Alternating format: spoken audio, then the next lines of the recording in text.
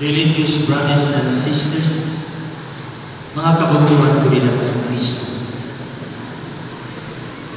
Yan ang samtang naghahandog ug nagsamigurog kita sa misa sa gabi sa panihapon sa Ginoo, tulod nga pinaka-importante nga misteryo ang aton ginhahandog sini nga santos nga misa. Siyahan amo ang institution of the Holy Eucharist. Ikaduha, an institution of the priesthood or holy orders. O ikatulo, ang sugo ni Kristo sa pagsigugmaay sa usag-usag nga iyang pagdayag dida sa paghugas sa tiil sa 12 niya ka-apostoles. Sa naglabay nga duha ka tuig o tulo sa aton pagsalipurog sa Semana Santa, ito matulo ako iton gin-explain sa iyo kung paano iton gin-institute o ano iton ang karuyag sidgon o ano iton ka-importante sa aton kinabuhi. Sana nahinumdum pa kamo ug dili ko na ito utruhon sa akong wali niya. Ang akong wali halipot gula ito. Sa akong pagpamalandong niya, magpaambit na ko hiyo tulog ka mga puntos relative sa atong selebrasyon niya. Siyahan ang atong selebrasyon niya nagpahinumdum ito sa akong sa immortal na Florante at Laura sa the following lines, and I quote, "O pag-ibig na makapangyarihan, pag ikaw ang pumasok sa puso ninungan, hahamakin ang lahat, masunod ka lamang." Unquote. And the first thing that comes to my mind when I read these lines, ang thornbird. I do not know kung maarag ka mo. This simple bird sings a very beautiful song, kausala sa bukos niya nga kinabuhi bago siya mamatay. When the bird decided to sing its song, napili iton sa dusa ka pinakamaupay nga kahoy ngan pinakataas-taasing nga sanga, at doon po siya kakanta sa kanyang pinakamaupay na awitin until it breathes its last. Pangalawa, the priests are the second thing that comes to mind.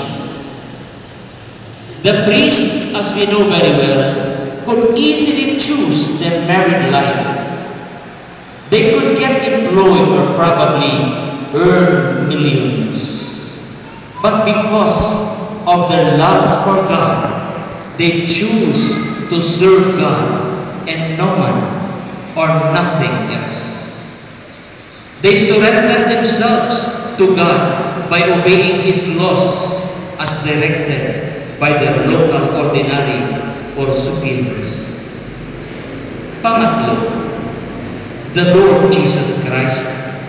Si Jesus, sugad siya si thornbird nga may dagot na usang kakanta na inaawit, and that is the song of His love and life. It was the power of love that made Jesus offer Himself for our salvation.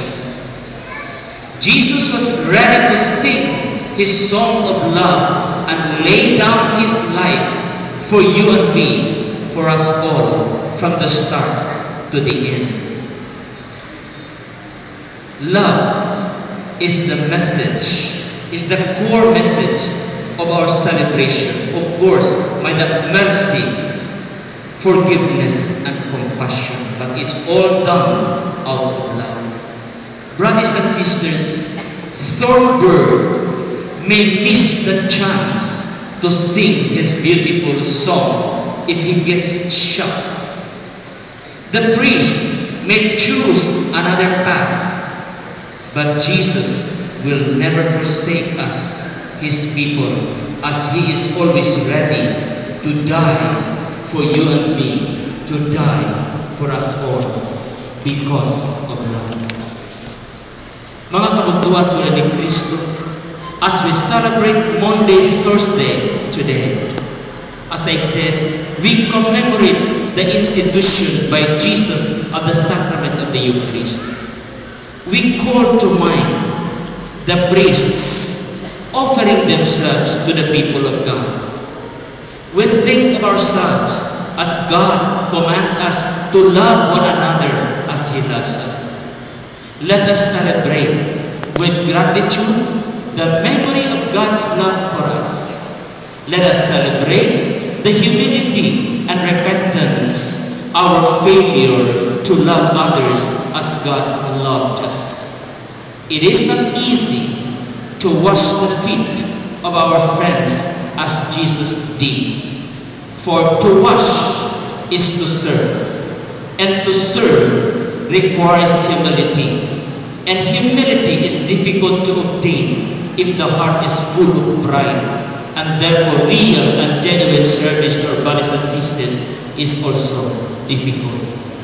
As we continue with our Eucharistic celebration, let us ask Jesus to pour out upon us His most precious blood, to purify us, to cleanse us, to forgive us, and to fill our hearts with so much love, so that we would know more how to love Him by loving our brothers and sisters.